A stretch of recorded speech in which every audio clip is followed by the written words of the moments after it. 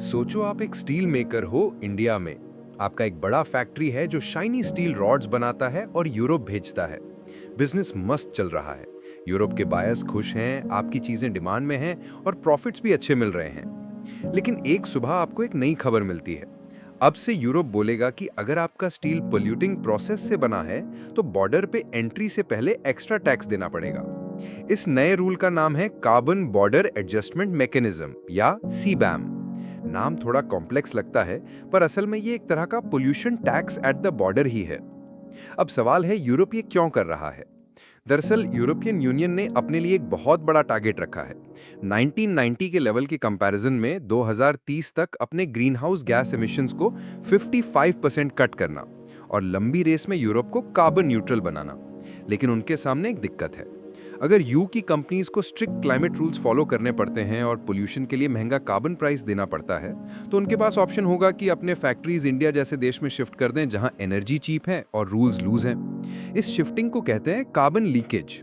इससे बचने के लिए यूरोप ने डिसाइड किया कि हम अपने इंडस्ट्रीज पे तो टैक्स लगाएंगे ही, लेकिन बाहर से जो माल आ रहा है अगर वो डर्टी एनर्जी से बना है तो उस पे भी टैक्स लगेगा।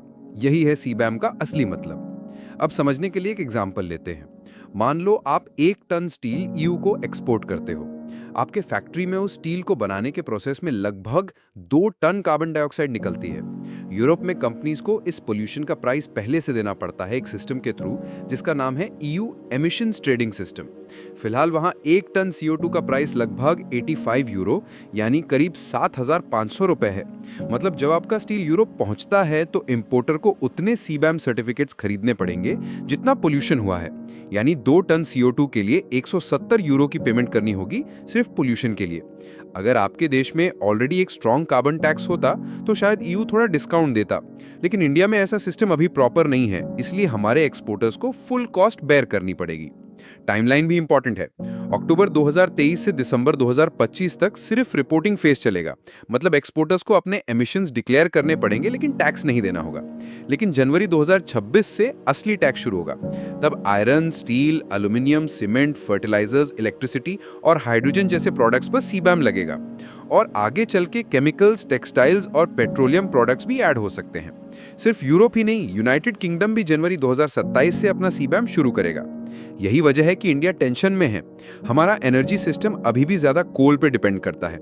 हमारी लगभग 75% इलेक्ट्रिसिटी कोल से आती है, जबकि यूरोप में ये सिर्फ 15% है। मतलब हमारे स्टील और एल्यूमिनियम प्रोडक्ट्स का कार्बन फुटप्रिंट यूरोप से बहुत ज्यादा लगता है। रिजल्ट, हमारे $1 बिलियन एक्सपोर्ट्स पे अचानक 20% से 40% तक का एक्स्ट्रा टैक्स लग सकता है। अगर 1 टन स्टील $1,000 का है तो सीबैम उस पे और $200 से $400 ऐड कर देगा। इससे हमारा स्टील यूरोप या कोरिया के स्टील के कंपैरिजन में महंगा हो जाएगा। और अभी सिर्फ स्टील, एल्यूमिनियम, फर्टिलाइजर शुरुआत है। कल टेक्सटाइल्स, फार्मास्यूटिकल्स और केमिकल्स भी लिस्ट में आ सकते हैं, जहां इंडिया एक बड़ा एक्सपोर्टर है। तो इंडिया क्या कर सकता है? सबसे पहला स्टेप है ग्रीनर बनना।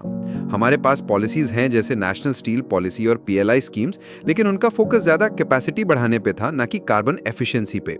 अब हमें डीकार्बनाइजेशन को टारगेट बनाना होगा, जैसे स्टील प्लांट्स में रिन्यूएबल पावर यूज करना, hydrogen based green steel adopt करना या फैक्ट्रीज को एनर्जी एफिशिएंट बनाना। साथ ही इंडिया यूरोप और यूके से नेगोशिएट भी कर सकता है कि हम पहले से कोल पे एक क्लीन एनर्जी सेस लगाते हैं और कार्बन क्रेडिट ट्रेडिंग स्कीम भी स्टार्ट की है। अगर ये कार्बन प्राइस के बराबर माना जाए तो हमारे एक्सपोर्टर्स को थोड़ा रिलीफ मिल सकता है। इंडिया यूरोप से टेक्नोलॉजी और फाइनेंस सपोर्ट भी मांग सकता है, जैसे कार्बन कैप्चर की टेक्निक्स या हाइड्रोजन बेस्ड स्मेल्टिंग। यूरोप सीबैम से जो रेवेन्यू कलेक्ट करेगा उसका एक हिस्सा इंडिया जैसे डेवलपिंग देश को क्लीन एनर्जी प्रोजेक्ट्स के लिए देना चाहिए। घर पे हमें एक स्ट्रॉन्ग कार्बन प्राइसिंग सिस्टम बनाना होगा। अभी अलग अलग जगह पर अलग अलग लेवीज हैं, कोल, पावर, रिन्यूएबल्स, इन सबको मिलाकर एक प्रॉपर कार्बन मार्केट बनाया जा सकता है। ये एक्सपोर्टर्स को तैयार करेगा और हमें ग्लोबल कार्बन मार्केट से लिंक होने का चांस भी देगा। इंटरनेशनल स्टेज पर भी इंडिया की रोल इंपॉर्टेंट है। G20 प्रेसिडेंट के तौर पे इंडिया ने 2023 में ऑलरेडी बोला है कि सीबैम डेवलपिंग कंट्रीज को अनफेयरली हर्ट करता है। हम एक फेयर इंटरनेशनल कार्बन प्राइस के लिए पुश कर सकते हैं, जैसे IMF का प्रपोजल $25 पर टन पुअर कंट्रीज के लिए, $50 मिडिल इनकम के लिए और $75 रिच कंट्रीज के लिए। लेकिन असली डिबेट ट्रेड से ज्यादा फेयरनेस की है। सीबैम के सपोर्टर्स कहते हैं कि ये फेयर है। यूरोप की कंपनीज पोल्यूशन के लिए पे कर रही हैं, तो बाहर वाले फ्री राइड क्यों ले? ये दुनिया को क्लीनर प्रोडक्शन की तरफ पुश करेगा। क्रिटिक्स, जिसमें इंडिया भी शामिल है, कहते हैं कि रिच कंट्रीज ने पिछले 200 साल कोल जला जला के अपनी इंडस्ट्रियलाइजेशन कर ली और फ्रीली पोल्यूट किया। अब जब डेवलपिंग कंट्रीज ग्रो कर रही हैं तो उन पर अनफेयर बर्डन डाल रहे हैं।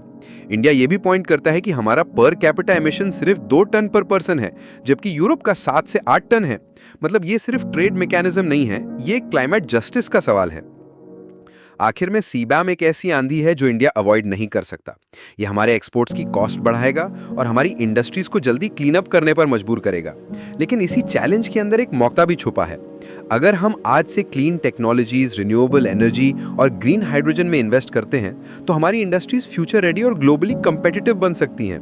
सीबैम को सिर्फ एक टैक्स की तरह ना देखकर इंडिया इसे अपने नेट जीरो 2070 गोल की तरफ एक पुश की तरह यूज कर सकता है।